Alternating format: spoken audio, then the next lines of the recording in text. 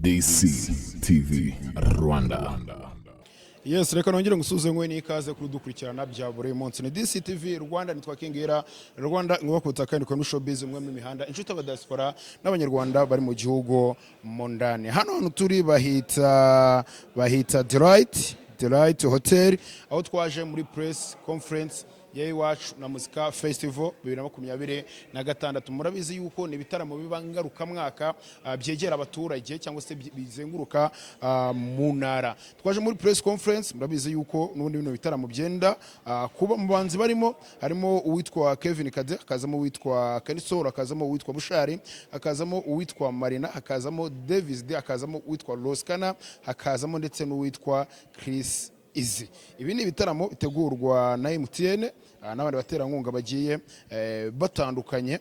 Kuri no curo bakaba bazajya Huye, bakajya Ngoma, bakajya Nyagatare, bakajya Karongi, bakajya Muhanga, Musanze ndetse na Rubavu. Twaje rero press conference ni ikiganiro n'itangazamakuru no kuganira nyine kugira ngo gake gake abantu bagende bamenye gese bimeze gute, ese ibyibazwa ni ibiki, ese ibitaramo byateguwe kuyiye mpamvu cyangwa se none wazirimo utuye dushya tugiye dutandukanye cyane yuko Iwacu na Muzika uko yatangiye ikora nuko igenda ikomeza ikora ni ibintu biba bigeze gute, biba bigiye bitandukanye.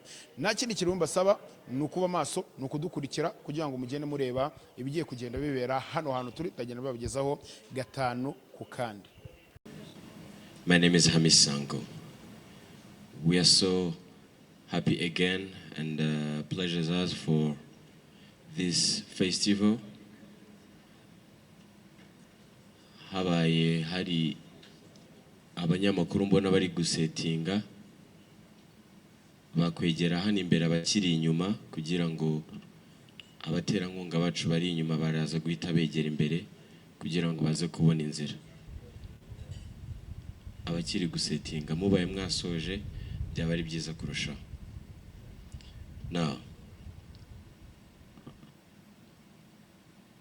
igice cyacu cya mbere rero turatangira twakira abafatanyabikorwa bacu baduherekeje muri uru rugendo rugiye kuba ku nshuro yarwo ya gatandatu nk'uko muri kubibona. Ni urugendo tugendanyemo na MTN.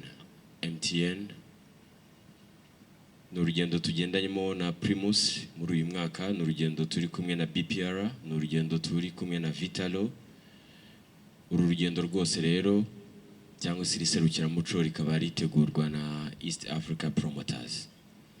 Ladies and gentlemen, allow me now to welcome the MTN representative on this panel. Twamukomeye amashyi nyamuneka.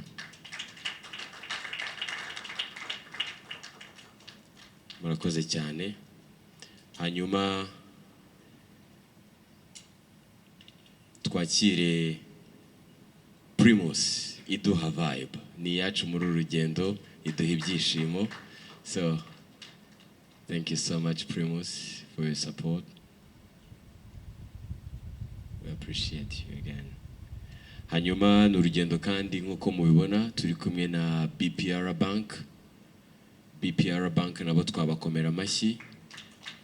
For people for better. Iyi ni banki yaziye igihe, ni banki y'abanyarwanda, ni banki yacu twese, ni nayo mpamvu ari banki y'abahanzi n'ubuhanzi bwose muri rusange. Barakoze cyane.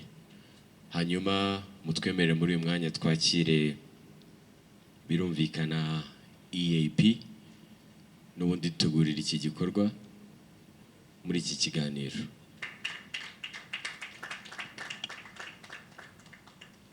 Thank you so much. Now, nyuma y'abaduherekeje abadufata kugira ngo ibi byose bishoboke, mwanyemerera tukakira abahanzi bacu muri rusange. Ni isanzwe ni impano z'u Rwanda, ni impano z'abanyarwanda zifite ubushobozi bukomeye, ni nayo mpamvu tugiye kwishimana nazo muri riserukiramuco kugira ngo ibikorwa byabo, inganzo n'ubushobozi biri mu bana b'u Rwanda bigere hirya no hino mu gihugu. Ubwo bari muri protocol bamfasha kugira ngo twakire n'abahanzi bacu tubone gutangira ikiganiro cyacu. Twongere gushimira cyane abafatanyabikorwa bacu. We thank MTN. Thank you so much again Primus, BPR as well, Vitalo ndetse na East Kiganiro anaduhera ikaze abashyitsi bacu ndetse n'abafatanyabikorwa bacu. Niyo tuvuga abashyitsi twumve abahanzi bo bagiye kuduherekeza mu rugendo rwa MTN Iwacu Muzika Festival. Thank you. Thank you. Murakoze cyane. Mbanje kubashimira mwese ko mwaje. Uko twabatumiye nafatira umwanya wo gushimira abafatanyabikorwa bacu. I just want to say I want to thank you all the media. We invite them. They came on time. And they want to apologize to start a little bit late. And I want to take this opportunity also to thank our partners, MTN, Primus, and PPR. Also, I want to thank the artists who are here right now. We are about to start our press conference. Before I start, I want our partner to introduce by themselves also. Let me start by MTN. Thank you. Muraho, my name is Somdev Sen. You can call me Som. I represent MTN Rwanda as the Chief Consumer and Digital Officer. I'm very glad to be here today.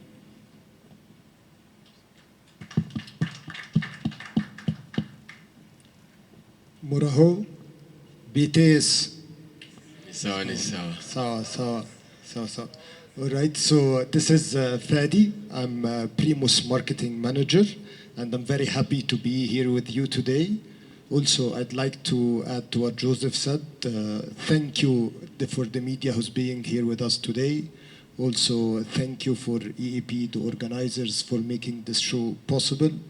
And a big thank you, Marakoze, Chani, to all the artists that are joining us in the tour today. Marakoze.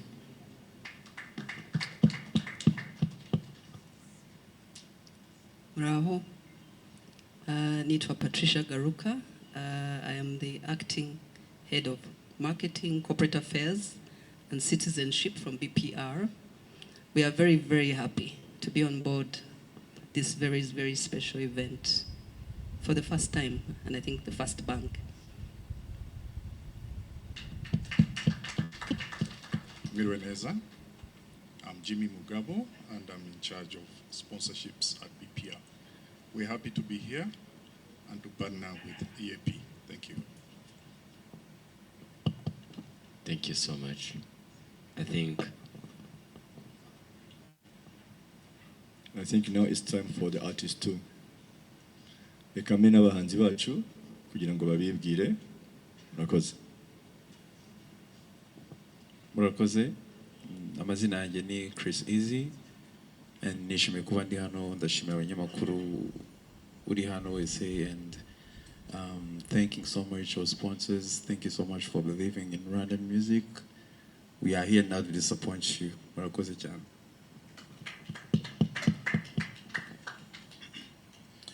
Murakoze cyane, nanjye banyita Bushari Bushido. Mbere na mbere ndashimira EAP, ndashimira na MTN, ndashimira n'itangazamakuru. Nanjye ndi tayari, turi kumwe 5-5.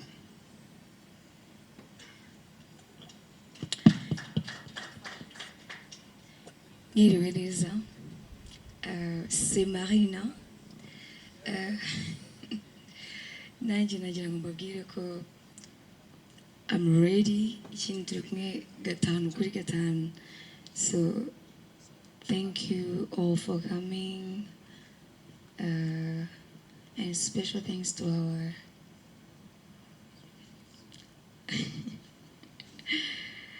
thank you so much. I'm so happy to be here.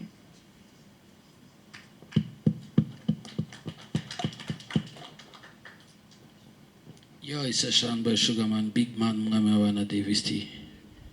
Media, what's up? Mambo VP. Yeah, it's a Shanboy Sugarman, big man. Nishimiye kuba ndi hano ku nshuro ya mbere mu Iwacu Muzika Festival, MTN Iwacu Muzika Festival.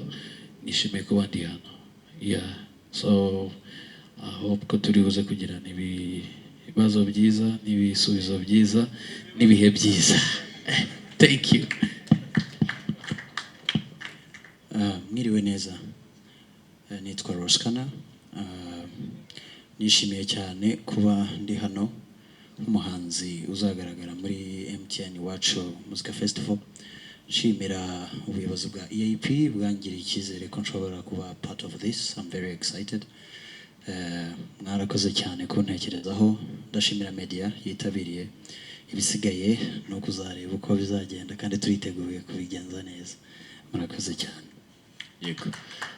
Ngira ngo uyu mwanya n'ubundi ubuyobozi bwa EAP bwahita buduha ishusho y'uyu mwaka kugira ngo tuze kujya mu mwanya wo kubaza ibibazo ariko dufite amakuru. Ishusho ngari ya MTN Iwacu Muzika uyu mwaka ahizanyura icyo twiteze ndetse n'imyiteguro kugira ngo tuze kugaruka noneho tujya mu mwanya w'ibibazo ntituze gutinda. Kwishongari mbanje guhera nkuko mubibona hari abahanzi babiri tutari kumwe hano ariyo Kenisol na Kevin Kade. Tumaze ibyumweru bibiri baratse uburenganzira bwo kutazaboneka kuri uyu munsi. Hari ingendo z'akazi barimo bari barabitubwiye ko kuva ku wa gatandatu batazaboneka, ariko tumaze igihe tuzi iyo tariki yabo. Aho bari nabo bo nyuma ya press conference baraza kugira icyo batangaza ubwabo. Icyo ni kimwe, ariko mu rugendo tuzagendana. Yeah. And let me say it in English. We are missing two artists right now, Kenny Sol and Kevin Kade. They request for permission not to be available today because they have some other duties, and but they are going to communicate right after this press conference. Okay, ubwo ngarutse ku rugendo dufite, nkuko mubizi dufite urugendo ruzamara amezi abiri, ruzatangira ku itariki ya 20 z'ukwa gatandatu rukarangira ku itariki ya 1 z'ukwa munani. Ni urugendo ruzajya mu turere mu ntara zose z'u Rwanda, mu turere 4 nako mu turere 7, aho tuzahera i Huye tukajya i Muhanga, tukajya Karongi, tukajya i Ngoma, tukajya Nyagatare, tukajya i Musanze, tugasoreza Rubavu. Ni urugendo tuzaba turi kumwe n'abahanzi bose uko mubizi. Ni urugendo kuri inshuro hari byinshi bizahinduka mu mitegurire yacu, muzabibona mu bijyanye na stage, urubyiniro dushaka gukora kuri inshuro. Noneho ni urubyiniro rufite standard iri hejuru, nicyo twabateguza cyane cyane. Kandi ikindi gishya kizaba kirimo nuko tuzaba dufite abafatanyabikorwa bandi bo mu turere PSF zaho, aho tuzaba turi kumwe nabo bazanye ibikorwa bitandukanye byabo mu kwamamaza bitewe n'ibikorerwa mu karere runaka. Icyo ni kimwe. Hanyuma kuri inshuro nashaka kugira ngo dufatire umwanya wo gutangaza ikindi kintu gishyashya kizaba kiri muri MTN Iwacu Muzika kuri inshuro. Nkuko mubibona ku bufatanye na Primus, hari urugendo rwabanjirije uruturimo rwamaze imyaka 8 rwa Primus Guma Guma. Urwo rugendo mwararukurikiye, bamwe muri mwe mwari batoya ariko nabwo mwararukurikiranaga icyo gihe. Kuri inshuro rero ku bufatanye na Primus hari ikintu gishya Primus yongeye muri iri serukiramuco. Ikintu gishya yongeyemo nuko yifuje yuko abatsindiye Primus Guma Guma bazitabira MTN Iwacu Muzika. ibyo tubitangaje ku mugaragaro. Ndaza guha umuyobozi wa Primus hano nawe agira icyo abivugaho. Ni ukuvuga ngo muri Bukare hari umuhanzi umwe watuvuyemo, ariko nk'uko mubizi tuzakora mu burere burindwi, kandi n'abahanzi bari batwaye Primus Guma Guma ari barindwi. Hari ibyo rero tumaze kubishyira ku murongo, abo bahanzi bazitabira iryo serukiramuco. Ni ukuvuga ngo wenda bize mbona bari kongana ngo Urban Boys, Urban Boys aboneka, na Platina wazahagararira Dream Boys, n'abandi na Bruce Melody, Riderman, Komeje Knowless, bose bazitabira. Ubwo tuzagira n'umwanya wo kwibuka watuvuyemo, uzaba atagihari mu bitaramo tuzagenda dukora nk'umuhanzi watwaye Guma Guma. Abo bahanzi rero ni ukuvuga ngo muri buri gitaramo tuzajya tuba dufitemo umutumirwa. Azaba ari umutumirwa, ari umushyitsi waje muri Iwacu Muzika, muri MTN Iwacu Muzika nk'umutumirwa muri buri gitaramo, muri buri event. Azajya aza nk'umutumirwa wacu kudusangiza ku mateka y'urwo rugendo, uko byari bimeze n'ukuntu umuziki w'iki gihe umeze. Arumva rero twafatira umwanya wo gushimira Primus ku bw'icyo gikorwa yatangije n'ubu ngubu igikomeje.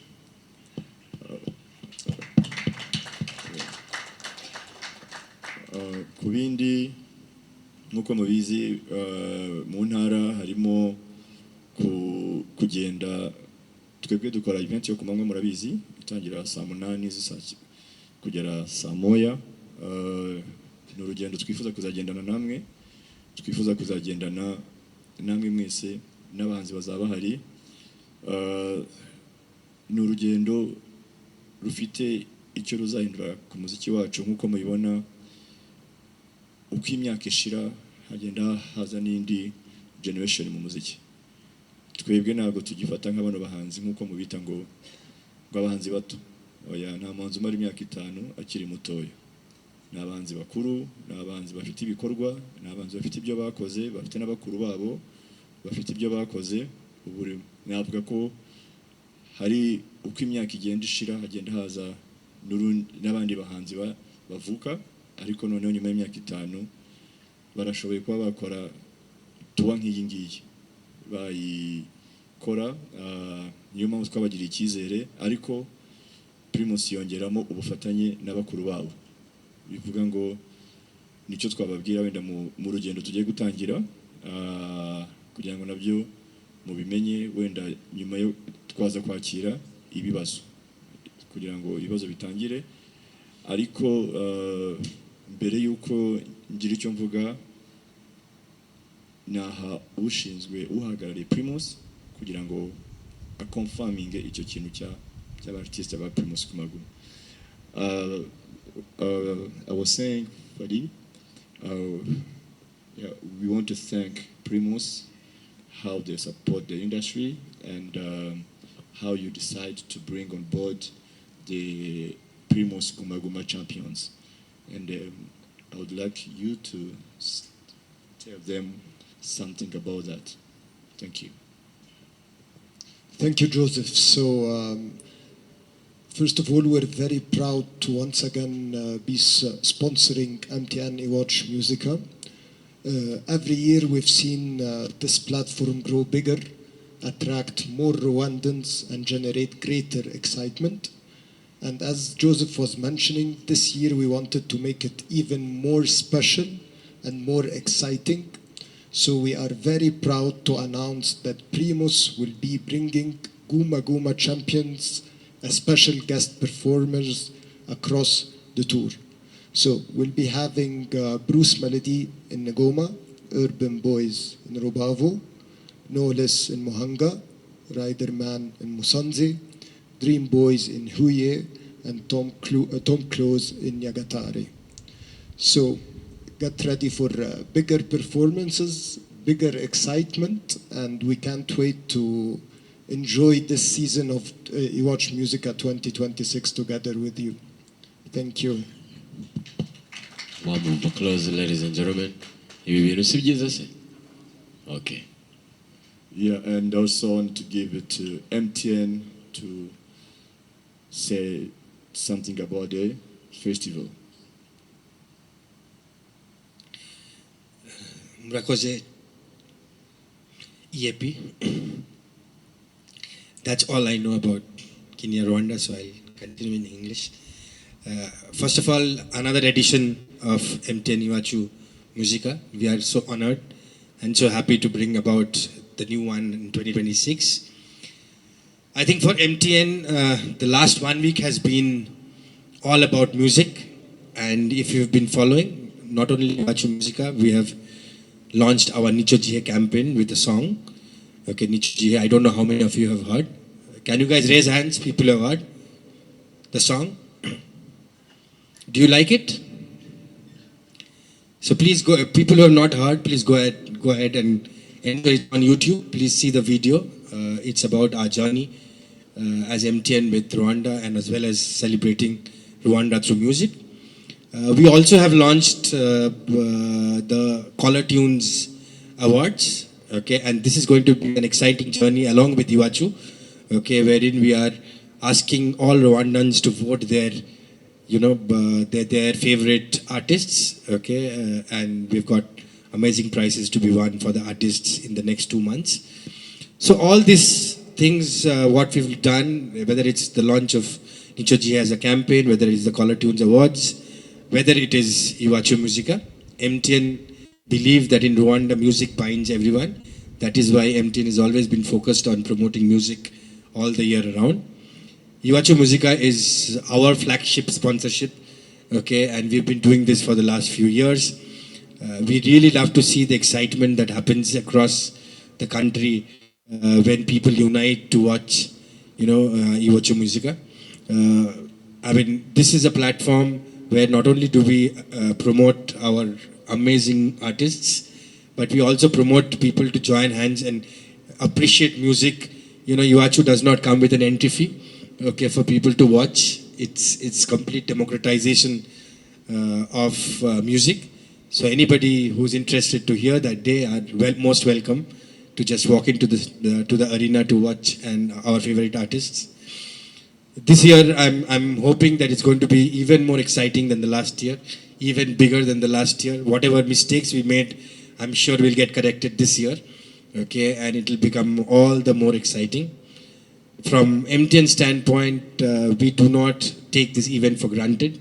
Every happy face, every little child.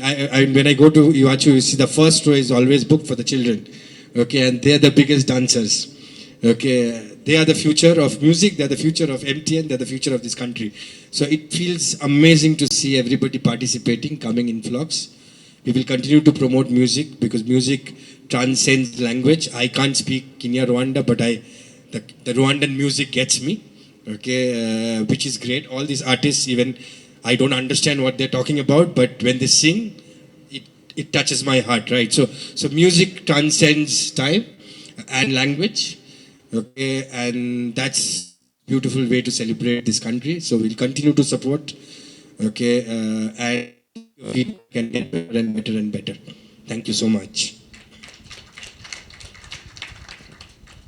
Biciye mu magambo make arimo arashimira avuga n'urugendo no gukunda umuziki nubwo abatabyumva neza ngo bimukora ku mutima urumva ko na beat zikora ku mutima. Ikindi rero navuga ni kuri Caller Tune ni ikintu MTN balonshinze ejo bundi hari award y'abahanzi bari muri Caller Tune, bivuga ngo muri urugendo tuzagira Caller Tune tuzaba turi kumwe nabo, bivuga ngo harimo no gukangura abahanzi gukomeza kubatora kugira ngo ibyo bihembo bya MTN bya Caller Tune bazabyegukane kuko harimo amafaranga harimo 12 igihembo gikuru. Bivuga ngo rero harimo kuba kwakangurira abanyarwanda gutora abahanzi babo kugira ngo nayo mahirwe nayo mafaranga tuzabona umuhanzi wacu wazayegukana. Reka mena BPR mu rugendo rwacu tugiye kugendana rwa MTN Iwacu Muzika igira icyo bitubwira.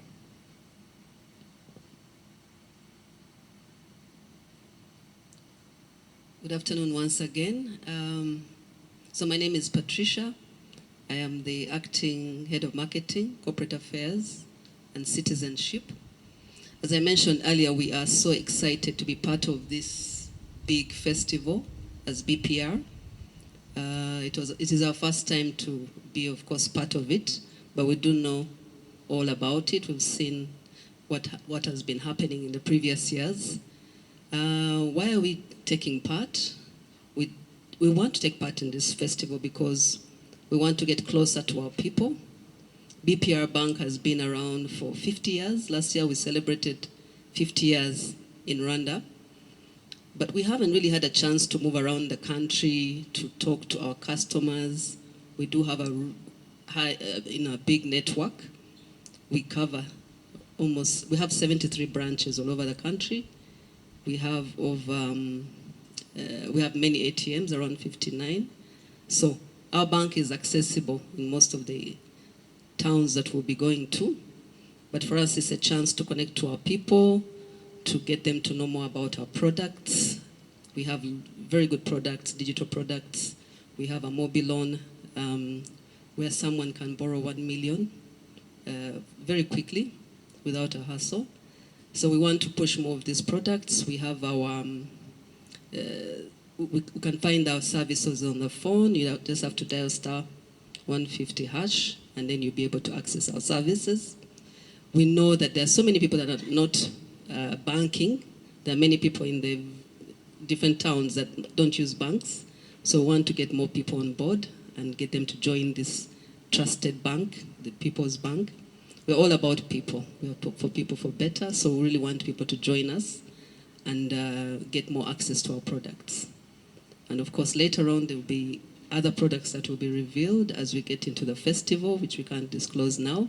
But we're excited. We're coming to you with new products. Thank you very much.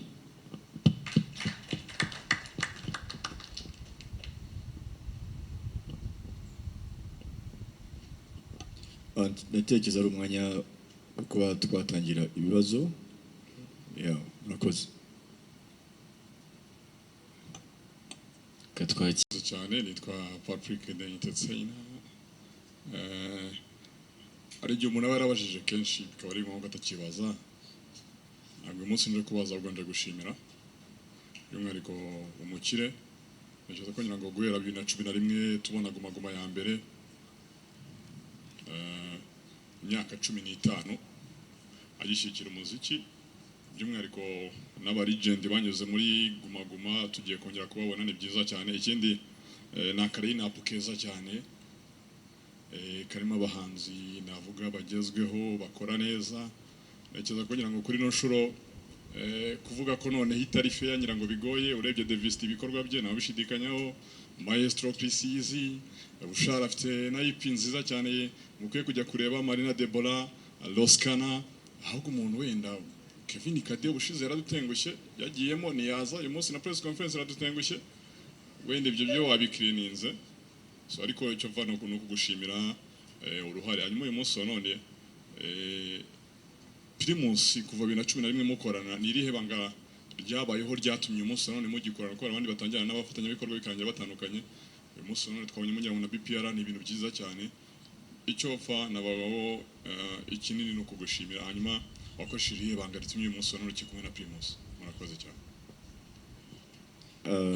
wenda mbanje guhera ku cya Kevin Kade ho ntago turi gushidikanya ko n'ubushize hajemo ibikorwa yaragiye mu byihutirwa by'igihugu ariko n'ubu ngubu navuga ko biri ku murongo nta kibazo dufitanye nawe nta kibazo afite nuko badahari yari yarabisabye kandi abisaba navuga mu byumweru bibiri bishize nta rindi banga ryo gukorana na Primus nuko nkuko bivuze kuva 2011 I think ahubwo no kuva 2008 tugendana mu rugendo nuko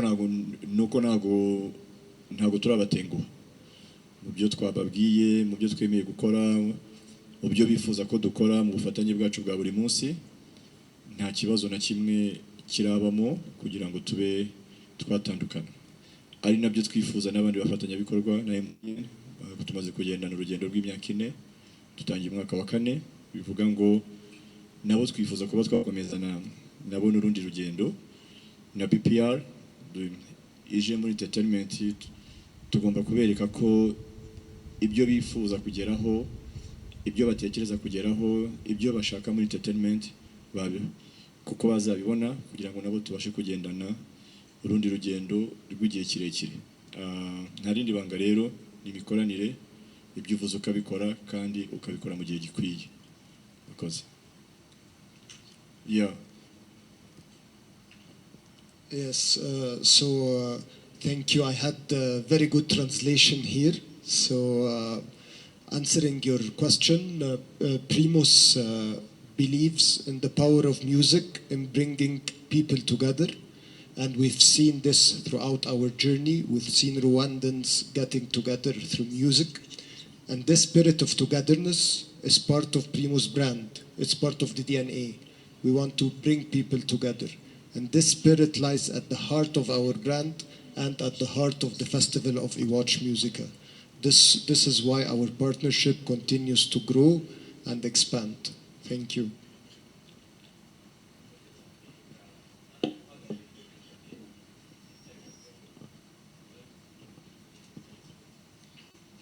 Mwiriwe, nitwa Serge, ndi manager wa Kevin Kade. Impamvu adahari nuko dufite album tuzasohora mu gihe turimo gukora Iwacu na muzika. So twe dukeneye hari indirimbo twe dukeneye gusohora kuri album zagomba kuba recorded muri US, niyo mpamvu adahari. Ndumva ari icyo ngicyo nabasobanurira. Murakoze. Murumva ko ari ikintu gikomeye ko abanzi bacu basigaye bajya kuri recordinga muri US no gushutinga ama videos. Urumva ko umuziki ufite aho uri kugera. Murakoze. Nitwa Pasi, nkorera Radio na TV1 Rwanda. Ikibazo cyanjye mbere na mbere ndashimira EAP, nkanashimira abafatanyabikorwa muri rusange. Kare hari umuntu twahoze tuganira arambwira ati ariko aya mazi ko hari abantu batama amazi hano ubwo biba bimeze bite. Ntabwo yarashatse kuvuga ahangaha ariko nk'umwaka ushize hari abo twagendanye mu rugendo ruzenguruka nyine turere twaciyemo, bamwe bakavuga bati abafatanyabikorwa byaba byiza noneho natwe bagiye batureba noneho rya vumbi twatewe na King James tukareba uburyo turimanura. So nakari kanyuzemo. Hanyuma ikindi nakibazaga EAP, twabonye abahanzikazi bagaragara gake cyane. Umwaka ushize twari dufite Airways, uyu munsi harimo Marina. Ni ikibazo cy'ubuke bw'abahanzikazi cyangwa ni ikibazo cy'ubushobozi bwabo kujya muri ibi bitaramo? Hanyuma ikindi nsorezaho ni nk'impungenge twagiye tubona ibi bitaramo bizenguruka igihugu, usanga nyine akenshi tworohereza ababireba kubibona nyine ku buntu nta wishyuye. Hanyuma rero nkaba n'undi wese ashobora kwibaza ese nta gihe kizagera noneho ba bantu bakurikira ibitaramo byacu cyangwa se by'abahanzi wenda Davis yajya gutaramira hariya ntibaze bitewe n'uko yagiye kubishyuza kandi bamenyereye kubireba mu buryo bworoshye. Ngo izo mpungenge mfite niba hari icyo muzitekerezaho naza kudusangiza. Murakoze. Okay, urakoze. Ku kibazo warubajije cya mbere okay, ikambanza mvuye ku cy'amazi. Amazi yo turi kumwe na Vitalo kuri Icuro, ariko urabona ko harimo n'agasembuye bivuga ngo iryo vumbu zarimanura neza, ariko noneho kuri inshoti kugeza kutajya mu ivumbi. Ku kindi warubajije